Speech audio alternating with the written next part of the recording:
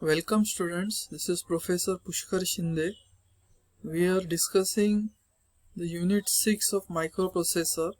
In that we had seen bus signals in the previous session. So now we will be continuing with the remaining part of unit 6 of the microprocessor subject, which is related to machine cycle diagrams, timing diagrams, pipeline timing diagram and non-pipeline timing diagram. So address pipelining is the first concept related to that topic. So if you want to use a pipeline address timing diagram, you have to use the NA bar signal. Next address signal has to be made active during the timing diagram. Basically, machine cycle timing diagrams are used for read-write operation. So they show the read-write operations. Like for read operation, you are reading from the memory into the database. For write operation, you are writing from the database to the memory. So during these machine cycles, how are the different signals used and given value is shown in the timing diagram. So if you use NA bar signal, then we have a pipeline timing diagram. If you don't activate the NA bar signal, then it's a non-pipeline timing diagram.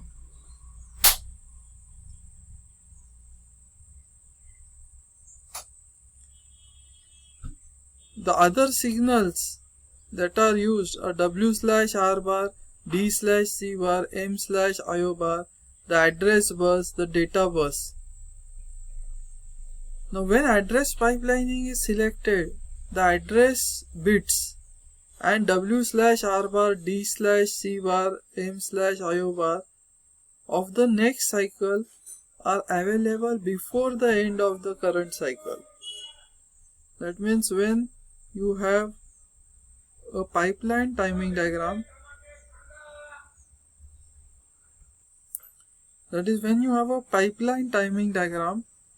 that time before the previous cycle is finished, the next cycle starts. So that means you have more access time in case of a pipeline timing diagram. So normally for a machine cycle, that is a non-pipeline machine cycle, you have two bus states which are available for the machine cycle. But if you use a pipeline address timing diagram, then there is three bus states almost available to the pipeline timing diagram. That is, the pipeline machine cycle has three bus states available, two bus states and one bus state of the previous bus state.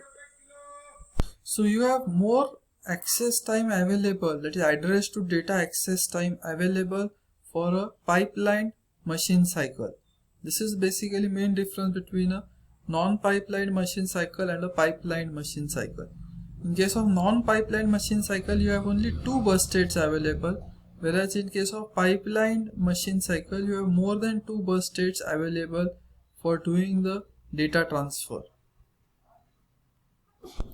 Now you can have a read machine cycle or a write machine cycle depending on the value of the W/R bar.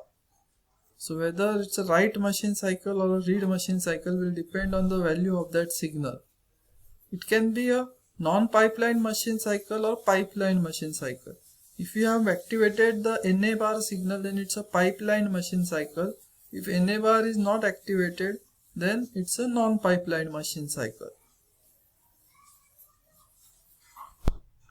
When pipelining is selected and 80386DX has a bus request pending internally, the address and definition of the next cycle is made available even before the current bus cycle is acknowledged by ready bar. So during the previous bus state itself, the pipeline machine cycle starts, and with the use of the NA bar signal, and the address and data bus are loaded with the next machine cycle data. To complete the machine cycle, you need to activate the ready bar signal. So whether it's a read machine cycle or write machine cycle, ready bar when it is made low, that time it will complete the data transfer. That means if it's a read, that time the data will be transferred from the memory to the data bus. If it's a write machine cycle, that time when the ready bar is made low, the data will be transferred from the data bus to the memory. So during read from memory to data bus, during write from data bus to memory. So ready bar is a very important signal to complete the machine cycle. Till ready bar is made active, the machine cycle cannot complete. If the ready bar is not made active during the second bus state also, in that case there is a wait state that is getting introduced. So multiple bus states will not do any data transfer till the ready bar is made low. So till ready bar is made low, wait state get introduced in the machine cycle. Once the ready bar is made low, then the cycle will complete and the machine cycle, whether it's a read machine cycle or write machine cycle, will complete. Now this is a non-pipeline read and write cycle with no wait states. So it's a non-pipeline, that means it is having only two bus states.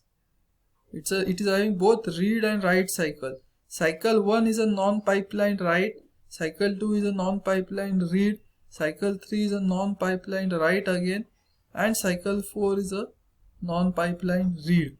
You can easily see every machine cycle is having two bus states, T1, T2. So each machine cycle is having two bus states, T1, T2.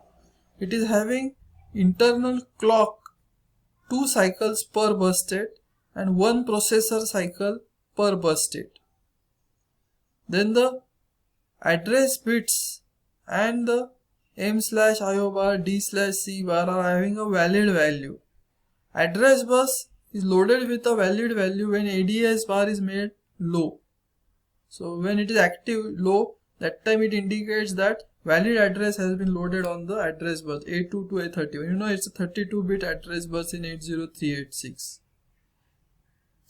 Since first cycle is a write machine cycle, non-pipeline write machine cycle, so for that case W/R bar has been made 1 during the machine cycle.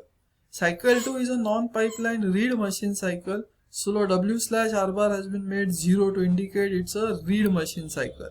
Again cycle 3 is a write machine cycle, so W/R bar has been made high to indicate it's a write machine cycle. During the T1 bus state of each machine cycle, ADS bar has been made low to indicate valid address has been loaded on the address bus.